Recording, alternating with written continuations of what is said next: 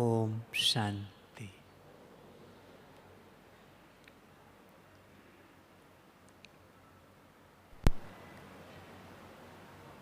आप सभी का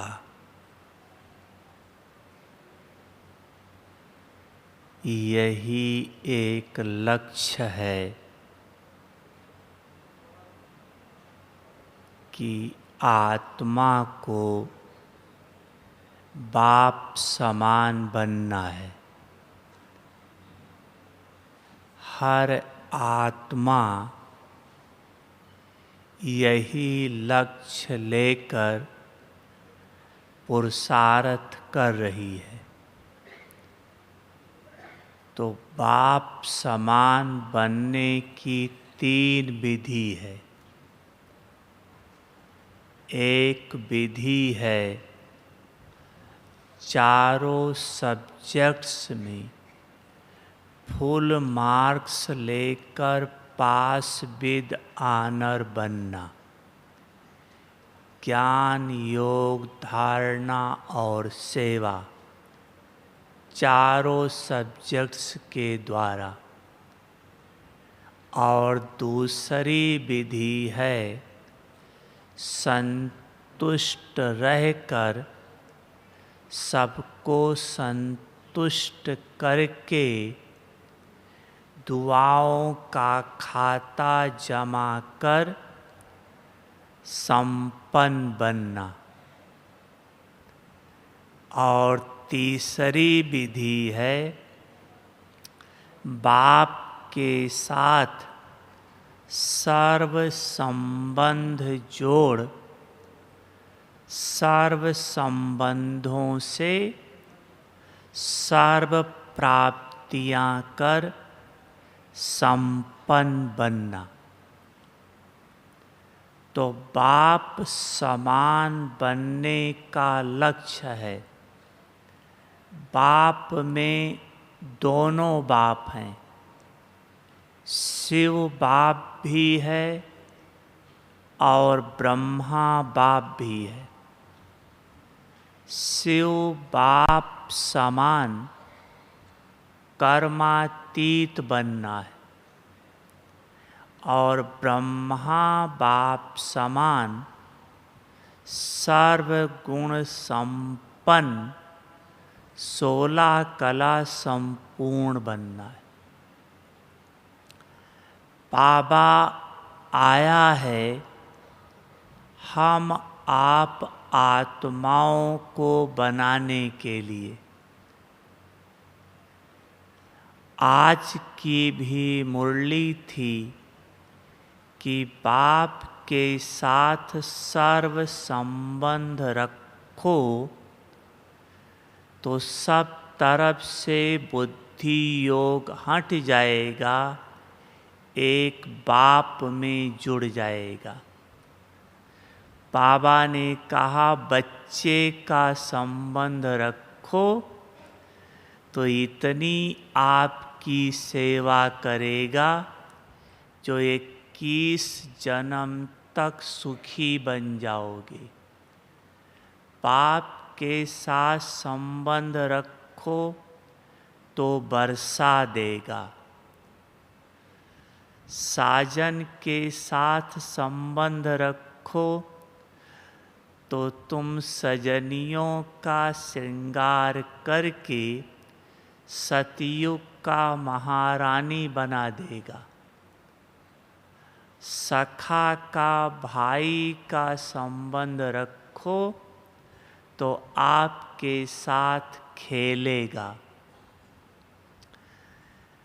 तो बाप के साथ सर्व संबंध निभाने में मुख्य 4 संबंध है।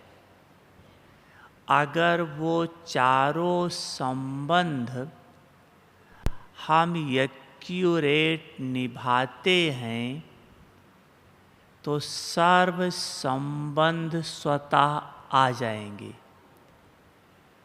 वो चारों संबंध हैं बाप, टीचर, सतगुरु और साजन।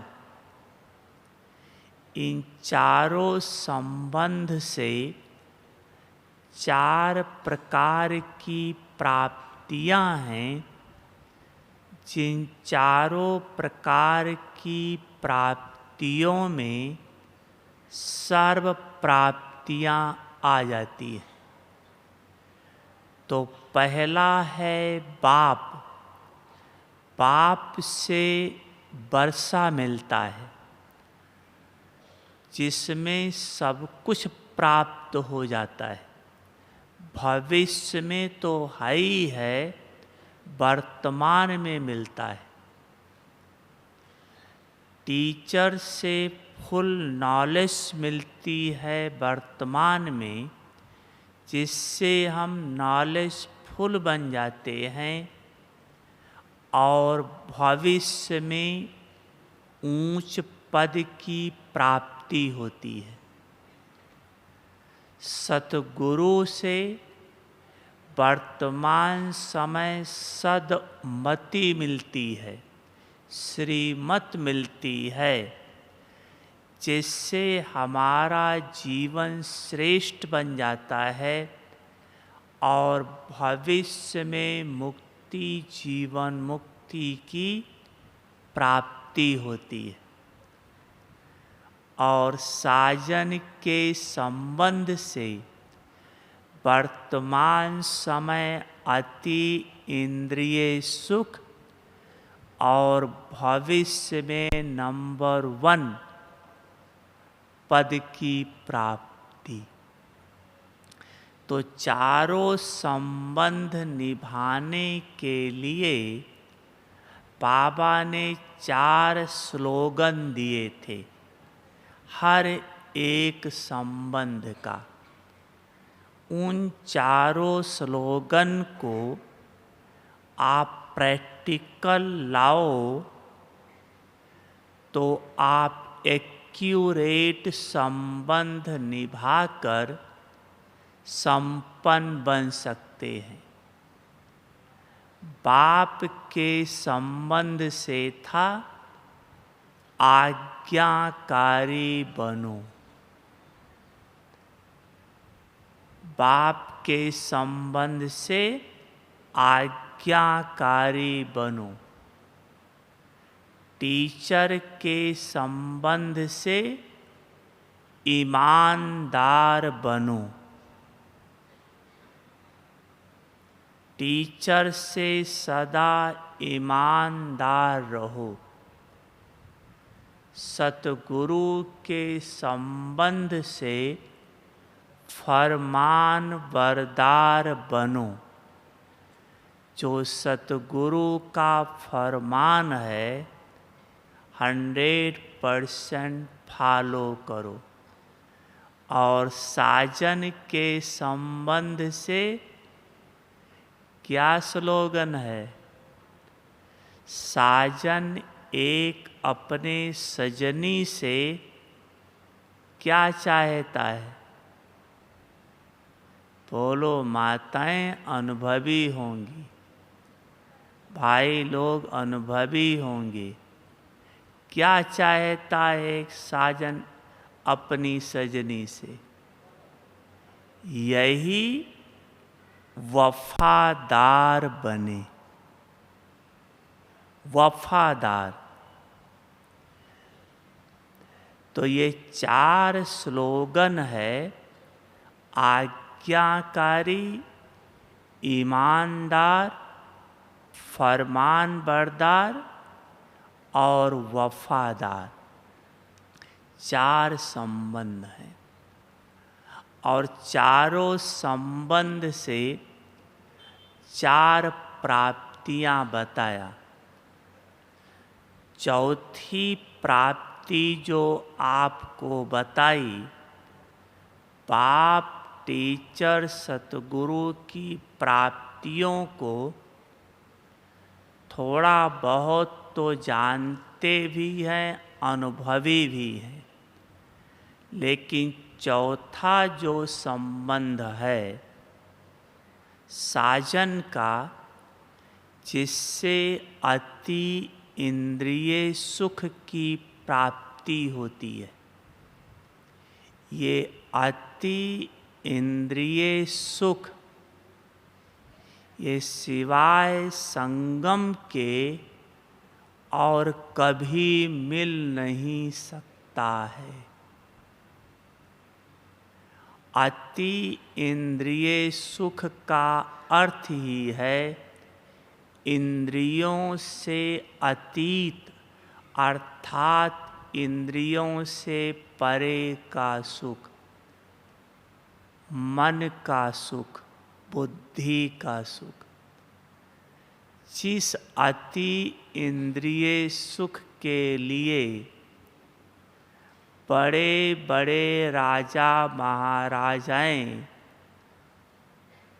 त्याग दिया राजपाट कि एक सेकंड भगवान का साक्षात्कार हो जाए और उस साक्षात्कार से जो सुख उस समय उनको मिलता है, उस सुख के लिए सब कुछ त्याग कर दिया।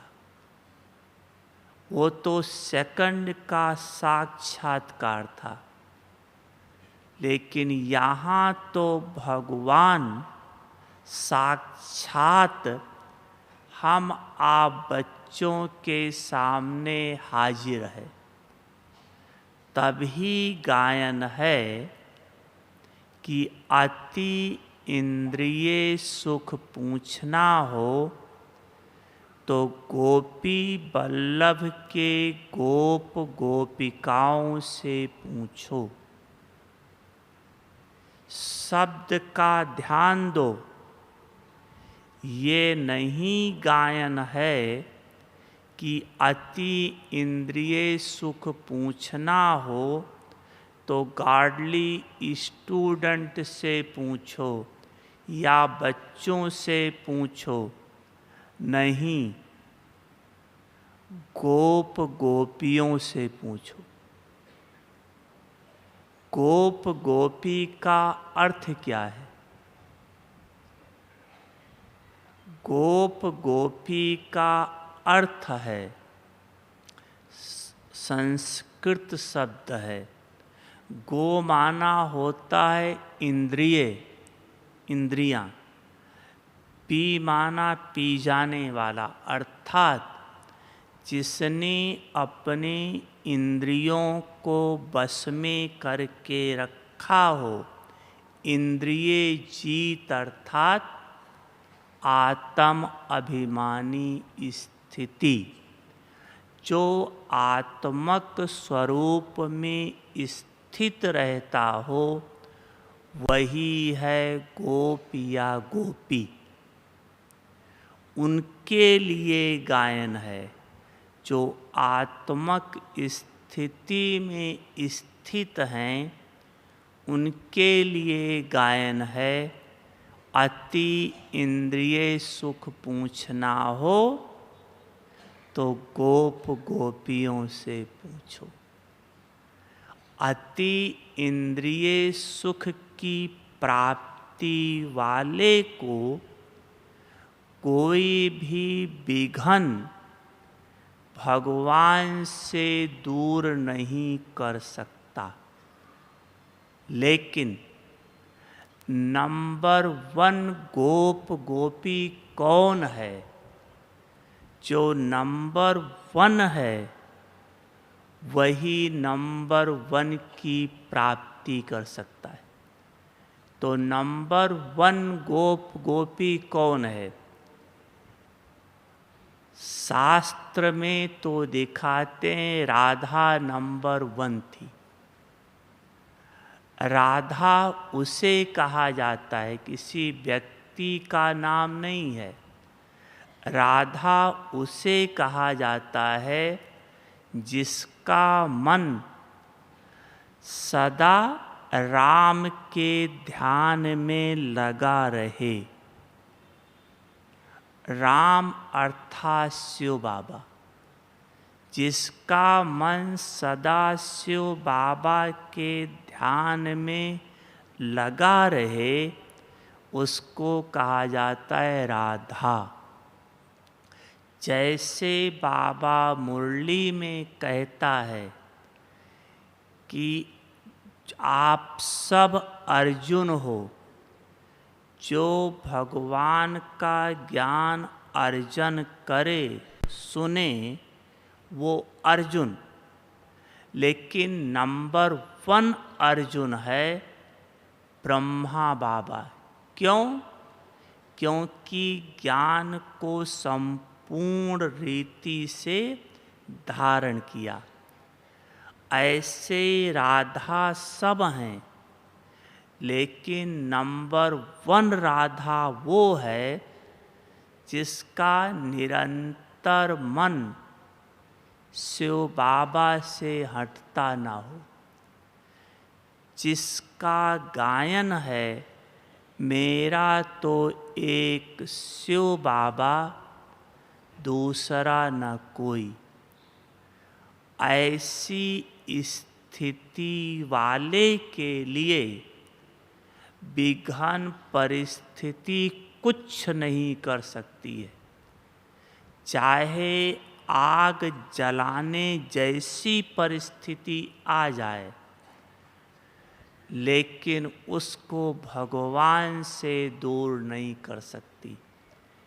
इसका एक गायन है अपना सबका यादगार, शास्त्रों में अर्थात महाभारत में दिखाया है, भागवत में दिखाया है कि एक बार राधा ने, हम आप सब राधा हैं, राधा ने श्री कृष्ण से कहा कि आप मुझे मुरली दे दो, मैं बजाऊंगी।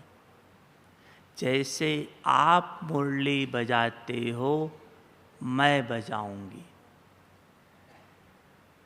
तो श्री कृष्ण ने कहा नहीं, ये मुरली मैं तुम्हें नहीं दे सकता हूँ।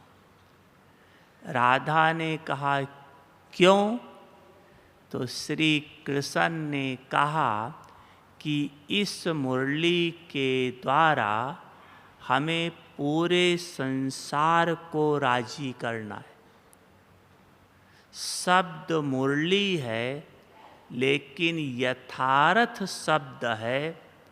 हम आप सब बच्चे बाबा से कहते हैं कि बाबा आप हमें दिव्य दृष्टि की चाबी दे दो।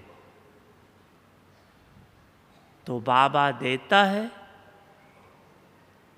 देता है बाबा? नहीं। कहता है नहीं, ये दिव्य दृष्टि की चाबी सिर्फ मेरे पास रहेगी, आपको विश्व की बादशाही दे दूंगा, लेकिन दिव्य दृष्टि की चाबी नहीं। क्यों? अगर आपको अभी दिव्य दृष्टि की चाबी मिल जाए, मान लो, तो आप क्या करोगे? सबसे पहले आपका यही संकल्प आएगा कि मेरे घर में जो विरोधी हैं उनको साक्षात्कार करा दे। सबसे पहले यही आएगा, फिर धीरे धीरे बढ़ेगा। और सेंटर पर इतना बड़ा प्रोग्राम है कि चलो किसी सेठ को साक्षात्कार करा देते हैं, वो दे जाएगा। अब वो उसके लायक है या नहीं है ये हमें पता नहीं है, लेकिन हमारा लक्ष्य है करा देना। भावना अच्छी है, लेकिन वो उसके लायक भी तो हो। तो ये बाबा जानता है कौन लायक है कौन नहीं लायक है। इसलिए बाबा चाबी बच्चों को देता नहीं। अगर दे दे तो बच्चे मिस यूज करेंगे, यथार्थ यूज नहीं कर पाएंगे, इसलिए नहीं देता है। लेकिन बच्चे भी कम चालाक नहीं हैं। बच्चे फिर बाबा से कहते हैं कि बाबा, आप कहते हो कि हम बच्चों के प्यार में बांधे हुए हैं, प्यार से मुझ बाप से आप जो चाहो ले सकते हो। तो राधा कहती है, जो नंबर 1 बाबा को प्यार करने वाली आत्मा है, कहती है, से तो हर एक समझता मैं बाबा को सबसे ज़्यादा प्यार करती हूँ। तो कहती है राधा कि मैं प्यार के आधार से कहती हूँ कि आप मुझे मुरली दे दो, क्योंकि मेरे जितना प्यार आपको कोई नहीं करता है। तो बाबा क्या जवाब देता है? शास्त्रों में तो लिखा है कि श्री कृष्ण ने कहा, नहीं राधा, तुमसे ज़्यादा प्यार करने वाले दूसरे हैं। जिसको बाबा कहता है, गुड़ जाने गुड़ की गोथरी जाने, कि कौन बाबा को कितना प्यार करता है। गुड़ जाने गुड़ की गोथरी जाने। तो राधा ने कहा, नहीं, मेरे से ज़्यादा कोई प्यार नहीं करता। अगर करता हो तो आप हमें प्रूफ दिखाओ। तो श्री कृष्ण ने कहा, अच्छा ठीक है, क्या प्रूफ देखना है? बोला, अच्छा ऐसा करते हैं, जहाँ श्री कृष्ण बैठा था उसके चारों तरफ एक रेखा खींच दी राधा ने, और उस रेखा की विशेषता ये थी कि उस रेखा के पास आते ही उसमें से आग जलने लगती थी। जो राधा से ज़्यादा प्यार करता है उसको आग नहीं जलाएगी, वो अंदर आ जाएगा। जो राधा से कम प्यार करता है वो आग में जल के ख़त्म हो जाएगा। तो श्री कृष्ण बैठकर मुरली बजाने लगा। वो गोप गोपियाँ जिन्होंने दिल से श्री कृष्ण को भक्ति मार्ग का अपना सर्वस्व माना हुआ था, मेरा तो एक शिव बाबा दूसरा न कोई, तन भी बाबा का, मन भी बाबा का, धन भी बाबा का, सब कुछ बाबा का। अर्थात ऐसी आत्मा जो एक बाबा को याद करती है और एक बाबा के श्रीमत पर चलती है, उसको कहा जाता है नंबर 1 राधा या गोपी। तो ऐसी जो गोपिकाएं थी, घर गृहस्थ में रहते हुए शास्त्र में दिखाते हैं कि कोई चावल कूट रही थी, कोई रोटी बना रही थी, कोई मक्खन निकाल रही थी, लेकिन जैसे श्री कृष्ण की मुरली बजी, बाबा की मीठी मुरली, क्या जो 1 घंटा क्लास चलता हो तो ठीक है, सारे दिन बाबा की मीठी मुरली क्या है? यही मीठे शब्द, मीठे बच्चे, प्यारे बच्चे, सिकी लधे बच्चे, नूरे रतन बच्चे। ये जो बाबा हम बच्चों को प्यार से बोलता है, दिल से लगता है। तो ये जैसे मुरली बजी तो वहाँ गोप गोपियों को सुनाई पड़ी।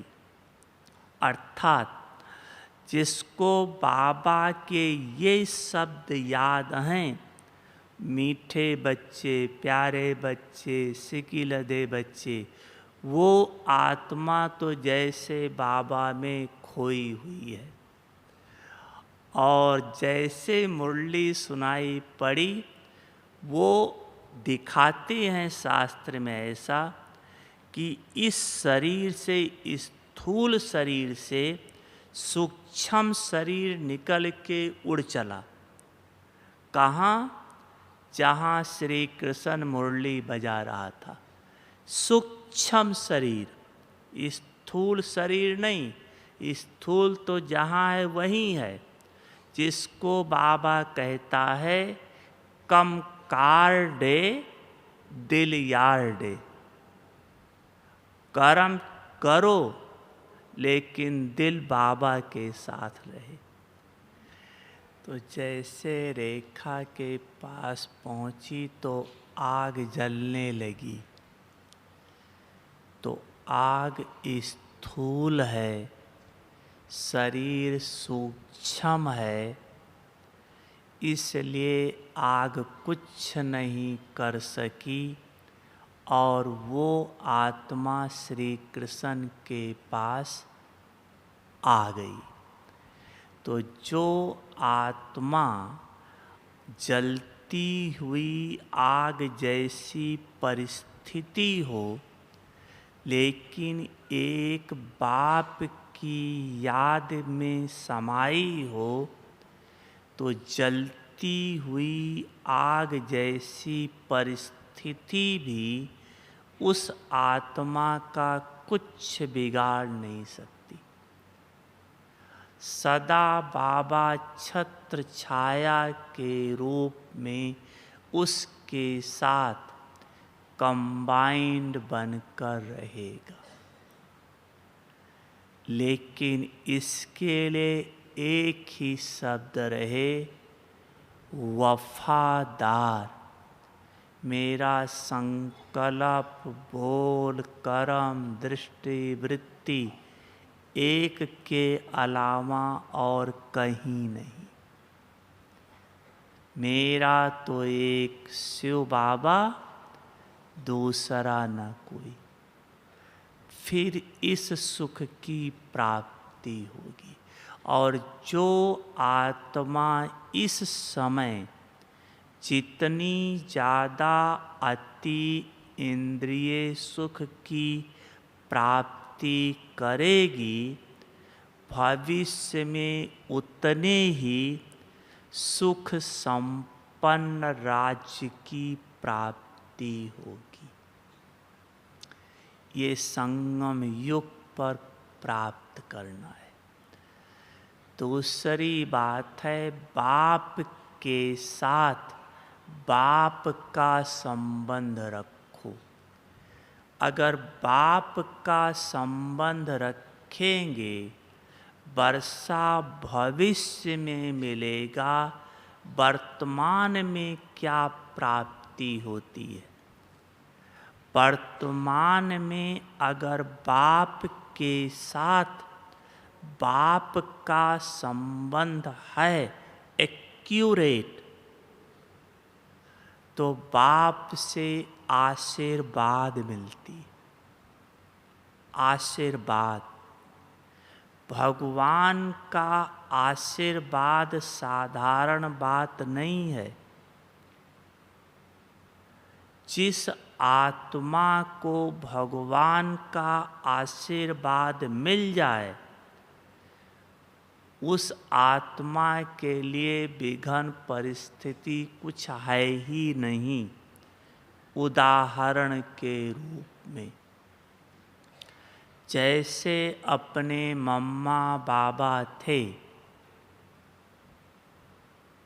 ये भी संपन्न बने। क्या इनके पुराने संस्कार नहीं थे? क्या इनके सामने विघ्न परिस्थिति नहीं थी? क्या इनके सामने समस्याएं नहीं थी? हमसे हजारों गुना ज़्यादा थी। फिर भी पुरुषार्थ में नंबर 1 गए। कैसे? क्या आधार था नंबर 1 गए?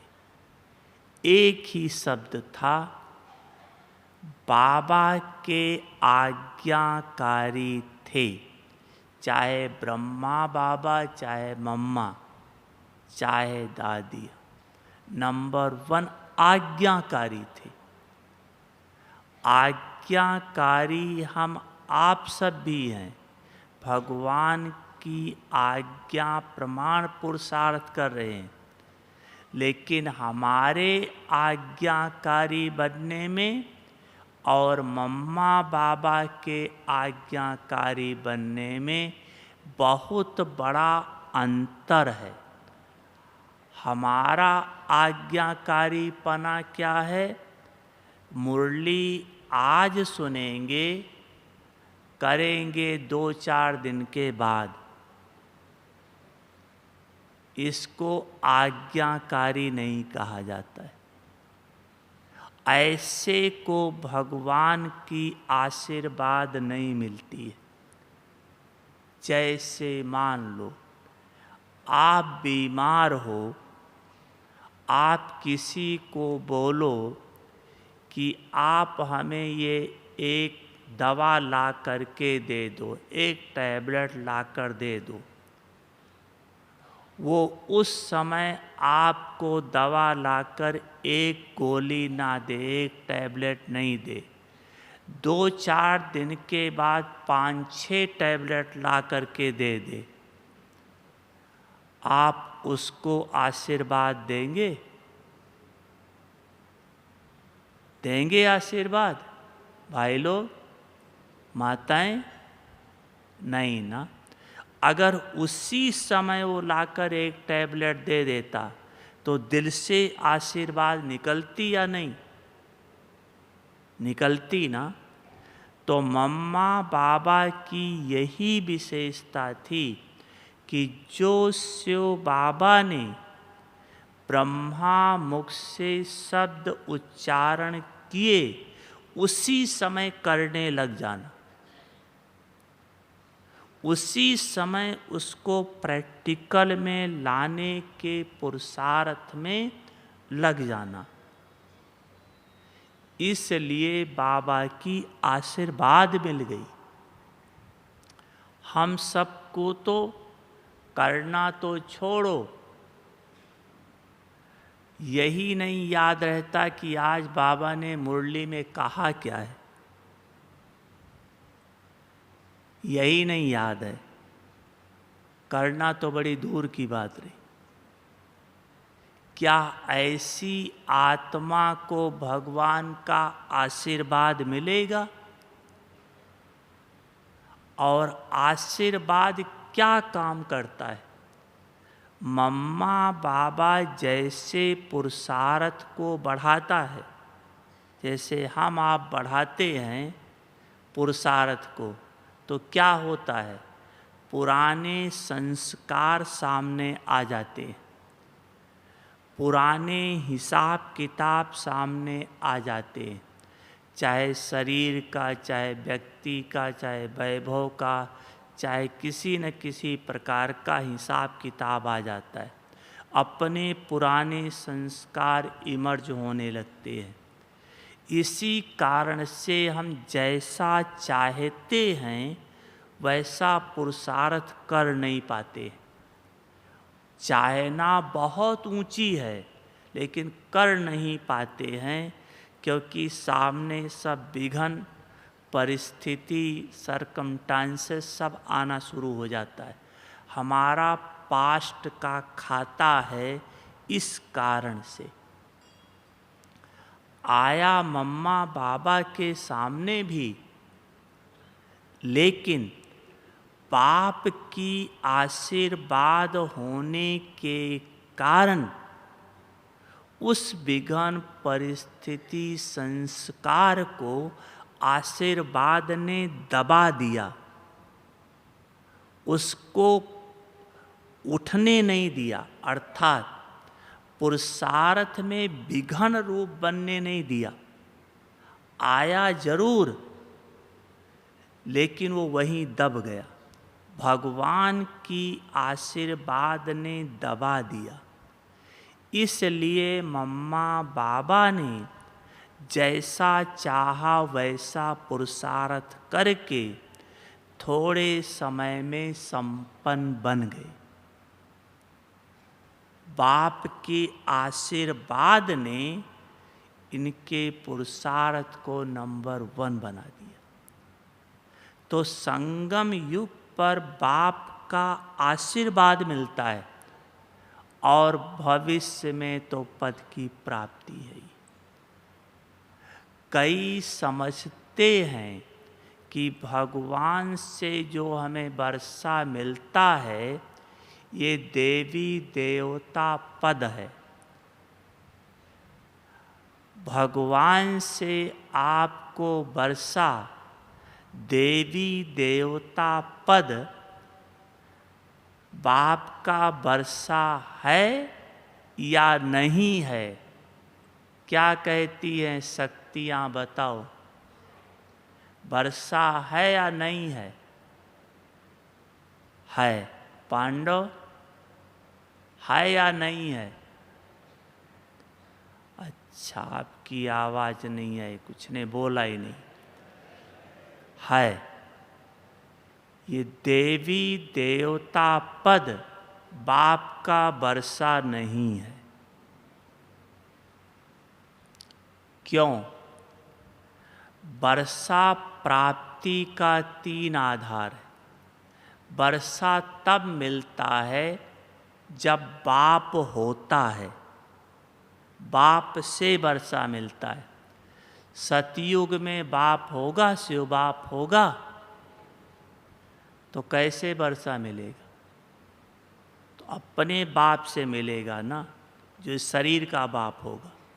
भले इस समय का पुरुषार्थ है, लेकिन मिलेगा किससे? लौकिक बाप से। पहली बात।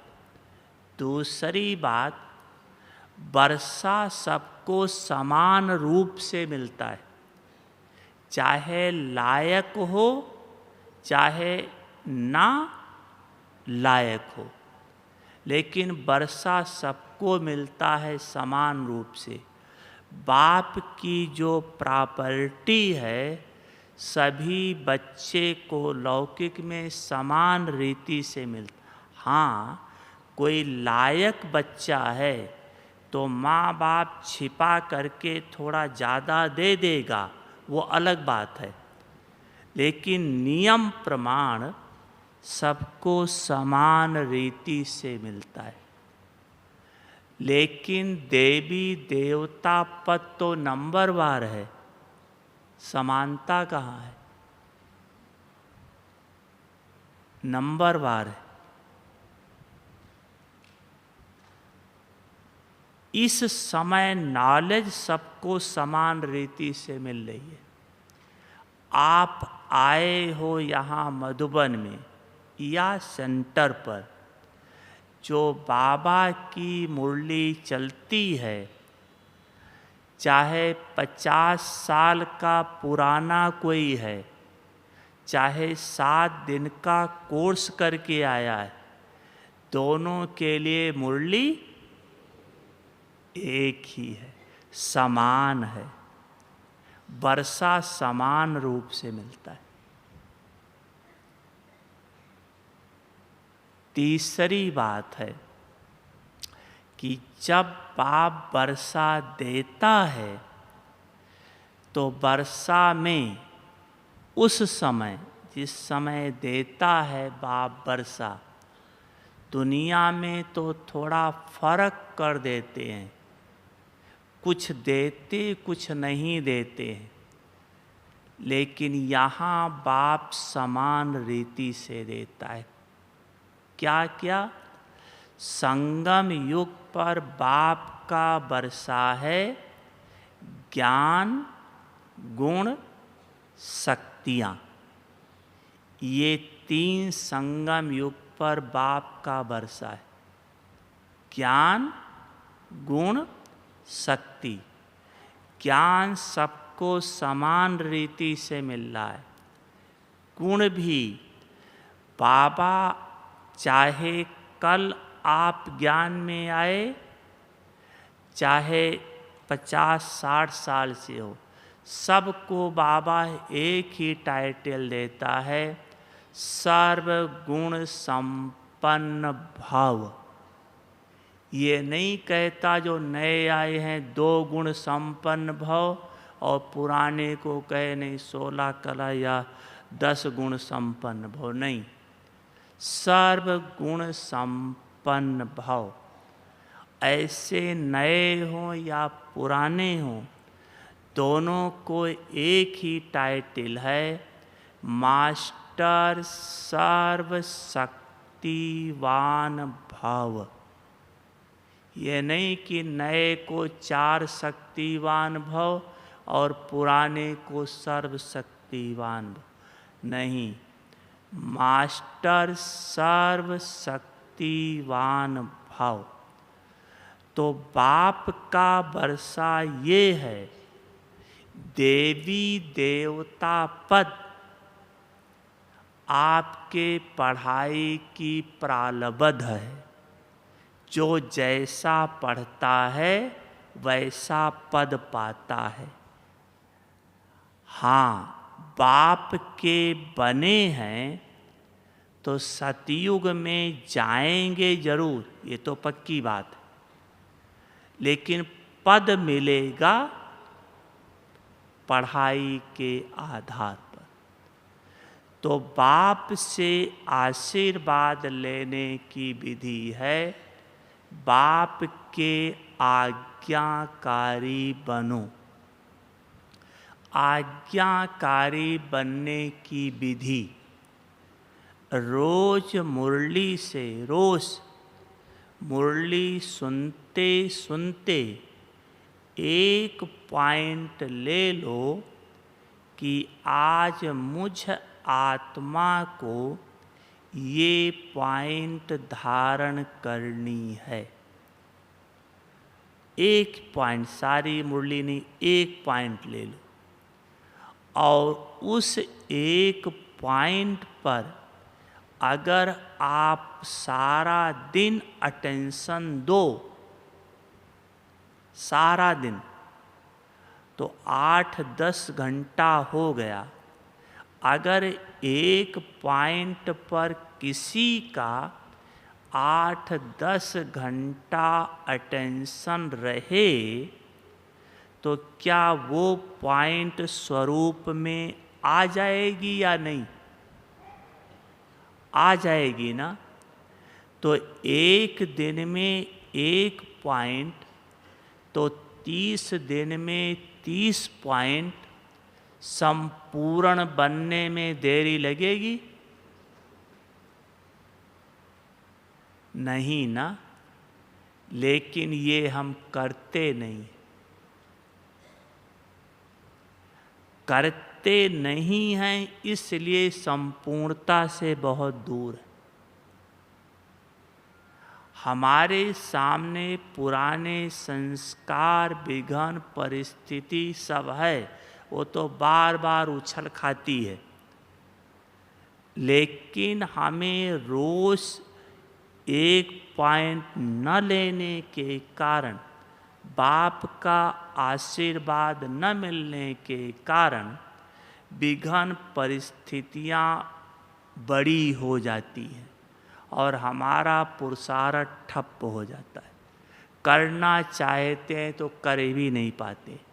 एक तो करते ही नहीं हैं, दूसरा करना चाहें भी तो विघ्न परिस्थितियाँ, संस्कार सब दबा देते हैं, जैसा चाहते वैसा कर भी नहीं पाते। तो ये कल से पक्का करो, मीठे बाबा के आज्ञाकारी बच्चे बनकर बाप से आशीर्वाद लो। दूसरा है, टीचर के द्वारा दुआ मिलती है। अगर टीचर की दुआ नहीं तो पढ़ाई आपकी बुद्धि में बैठ नहीं सकती। परम पवित्र परमात्मा का ज्ञान है। हमारी बुद्धि इम्प्योर है, बिना उसकी दुआ के बैठ नहीं सकता है। भगवान कहता है शेरनी का दूध सोने के बर्तन में ठहरता है। बुद्धि पवित्र बनेगी तो परमात्मा का ज्ञान बैठेगा। अब बुद्धि को पवित्र बनाने की विधि तो याद है, योग है, लेकिन वही तो नहीं लगता है। उसके लिए टीचर की दुआ आवश्यक है। टीचर की दुआ क्या काम करेगी? टीचर की जिस स्टूडेंट को टीचर की दुआ मिलती है उसकी निशानी है कि उसका मन रोज पढ़ने पर विशेष लगेगा, उमंग आएगा, ये भी करूं, ये भी करूं, ये भी करूं। आज बाबा ने ये कहा है मुझे करना है, उमंग आएगा करने का और वो करेगा। तो टीचर की दुआ अंदर से उमंग पैदा करती करने के लिए। अलबेलापन नहीं आता, करने का उमंग आता है। और जहाँ उमंग आता है, माना हिम्मत आई, तो गायन हिम्मते बच्चे मद्दे बाप। बाप की मदद से वो जो करना चाहता है वो कर लेता है।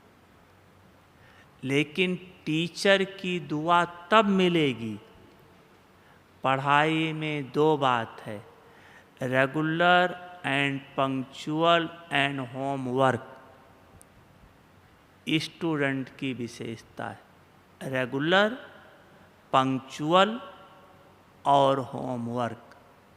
जो ये दो चीज़ करता है, क्लास में रेगुलर आता है लेकिन पंक्चुअल ऐसे नहीं। मुरली 7 बजे शुरू होती है तो 7 बजे आए, उसको पंक्चुअलिटी नहीं कहा जाता है।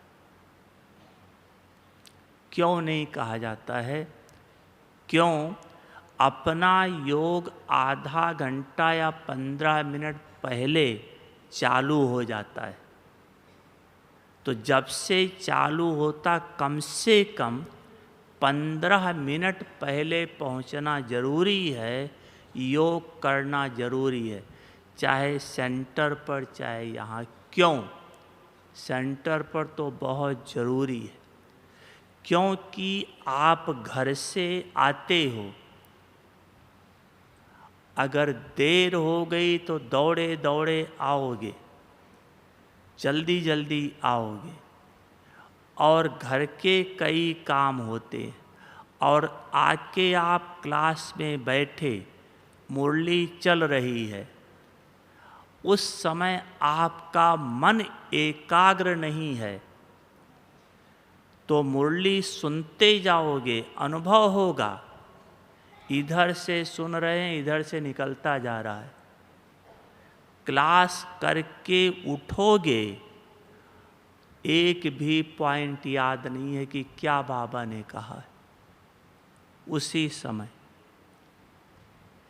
ये क्लास में देर से आने की सजा है। उस स्कूल में क्लास में नहीं आने देते उस पीरियड में, यहाँ भगवान ये नहीं कर सकता। चाहे मुरली पूरी होने वाली हो तब भी आप आओ तो भी कोई मना नहीं करेगा। क्यों? क्यों नहीं मना करेगा यहाँ? क्यों? क्योंकि अपना बाप ही टीचर है और उसी का ही स्कूल है, इसलिए मना नहीं है। अपना बाप ही टीचर है और उसी का स्कूल है, इसलिए मना नहीं है। लेकिन अवज्ञा करने की सज़ा है ज़रूर। वो ये है कि पढ़ाई बुद्धि में नहीं बैठेगी। इसलिए रेगुलर एंड पंक्चुअल। अगर पढ़ाई बुद्धि में नहीं बैठी, आप थोड़ा ध्यान देना, बहुत भारी बात है। आप क्लास में आए, पढ़ाई बुद्धि में नहीं बैठी, क्लास पूरा हुआ, आप वापस अपने घर पर जाएंगे। अगर पढ़ाई बुद्धि में नहीं बैठी तो बुद्धि व्यक्त भाव में है, और आपने घर में किसी को कोई काम बता के आए थे, ये करके रखना, उसने नहीं किया या गलत कर दिया, या आप पहुँचे किसी ने कुछ बोल दिया और आपको गुस्सा आ गया। अगर बुद्धि व्यक्त भाव में है तो मुंह से जबान तेज निकल ही जाएगी। अगर आपने गुस्सा कर दिया तो क्या घर वालों को ये कह पाओगे कि आप आश्रम पर चलो, वहाँ भगवान की पढ़ाई पढ़ाई जाती है? कह पाओगे ये? तो पूरे परिवार की तकदीर खराब करने का पाप किसके ऊपर चढ़ेगा? बहुत गहरी बात है ये। हमारे कारण परिवार वाले भगवान से वंचित हो गए। सबसे बड़ा पुण्य का काम है किसी को भगवान से मिला देना। सबसे बड़ा काम है किसी को भगवान से दूर कर देना, पाप का काम। इसलिए इस बात पर विशेष अटेंशन दो। अपना भी कल्याण है, परिवार का भी कल्याण है, समाज का भी कल्याण। तो रेगुलर एंड पंक्चुअल, सतगुरु के साथ फरमान बरदार। जो सतगुरु ने फरमान किया, जी बाबा, जी बाबा, संकल्प नहीं चलाओ। अगर बाबा ने कहा है तो जिम्मेदार है। अगर बाबा के फरमान पर चले तो सदा आगे बढ़ते रहोगे, और बाबा अपने नयनों के पलकों में बिठा के अपने साथ सतगुरु बाबा घर ले चलेगा, और सतयुग में आकर के ब्रह्मा बाप जो श्री कृष्ण बनेगा, उसके साथ आकर राज्य करेंगे। तो चारों सब्जेक्ट्स को धारण करके बाप समान बनो, और बाप से पूरा बरसा ले लो। अच्छा, ओम शांति।